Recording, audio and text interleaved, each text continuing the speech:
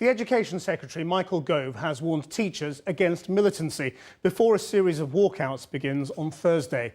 Mr Gove said the government was doing everything it could to keep schools open and urged parents to help out. Hundreds of thousands of teachers and other public sector workers are due to take action over changes to their pensions. In a moment, we'll hear from a teacher who strongly supports the strike. But first, here's our Home Affairs correspondent, Andy Davis. It is not yet clear precisely how many schools in England and Wales will be affected by Thursday's proposed strike, but the figure is expected to be in the thousands. And already some county councils, such as West Sussex for instance, are posting online notices warning of widespread disruption. They've listed nearly 60 schools which will close completely. The unions are predicting this will be the biggest national teachers' strike in 25 years. The Education Secretary is calling it premature, militant action. I think there are two areas which are particularly worrying. I think if schools aren't open on Thursday, there'll be massive inconvenience for working parents, in particular single parents, who will have to rearrange childcare at very short notice. I think it's wrong for people who are working hard to have their lives disrupted in this way. So I think it is right that schools should stay open. Maybe they won't be offering the traditional menu, but I think they should be open so that children are doing something purposeful and people aren't inconvenienced. This is a row principally about changes to public sector pension schemes. Thursday's strikes say the unions will involve 750,000 workers, including border officials, coastguards, courtroom staff. But it's the schools where most disruption is likely.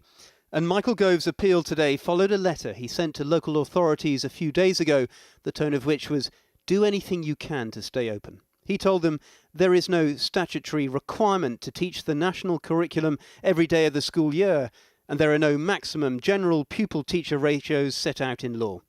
He argued, we all have a strong moral duty to keep schools open, an exhortation which hasn't gone down too well in some quarters. Every head teacher in the country received a letter from Michael Gove late last week, and I've never seen so much anger in response to a letter as we did to this one.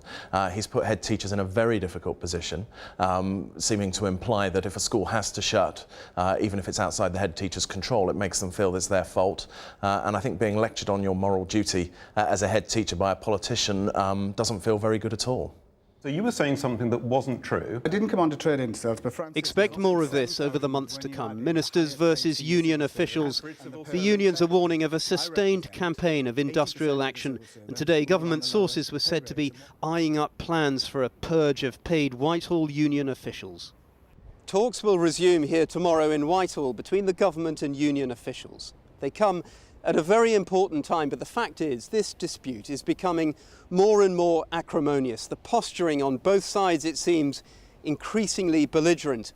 And when I asked one union official today to rate the chances of any real progress being made here tomorrow, he replied, out of 10, less than 1.